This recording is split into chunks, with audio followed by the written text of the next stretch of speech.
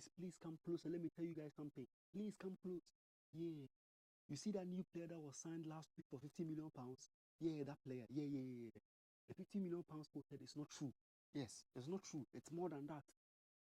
When a club buys a player for 50 million pounds, are you aware that the club could be paying double of that amount by the end of the contract term offered to the player? Yes, today I want to tell you the real cost of a football transfer, of which many people do not know about because it's usually glossed over.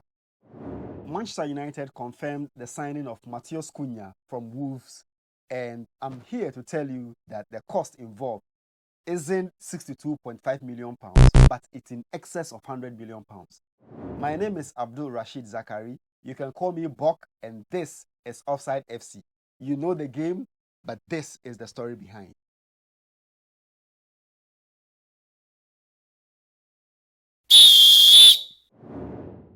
What is really the cost of a footballer? When newspaper headlines quoted Matheus Cunha's 52.5 transfer fee to Manchester United, many people would think that Manchester United transferred the 62.5 to Wolves on the day the transfer was sealed, and that's it. But that is not also the case. Today, I want to tell you how it's done and tell you the actual cost of a footballer in a transfer deal. The actual cost of a footballer in a transfer deal is calculated or determined by 3 components. 1, the transfer value, 2, the wage or salary value, and 3, the performance bonus value, which is relative.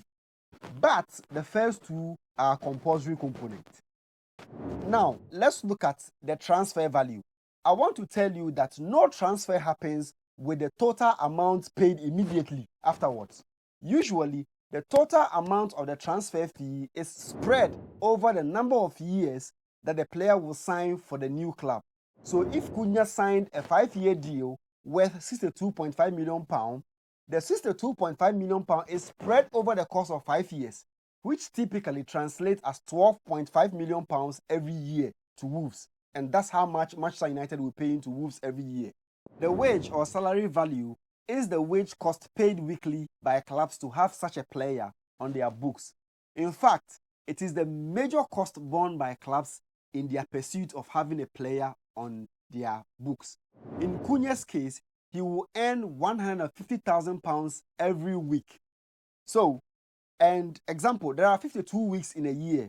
So £152,000 of the salary multiplied by 52 weeks, and that equals about £7.8 million annually.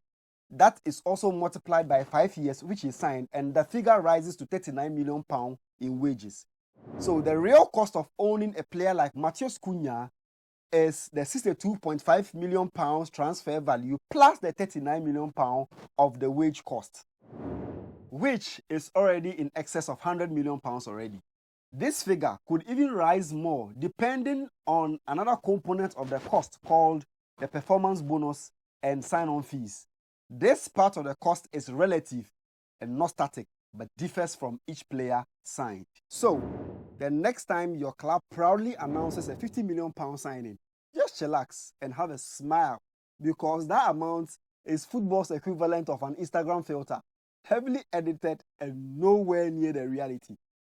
Drop a fire in the comment section if you ever felt scammed by some of your club signings in recent times. And hey, if you enjoyed this story, smash that like and subscribe button before clubs and agents gang up on me to get this deleted.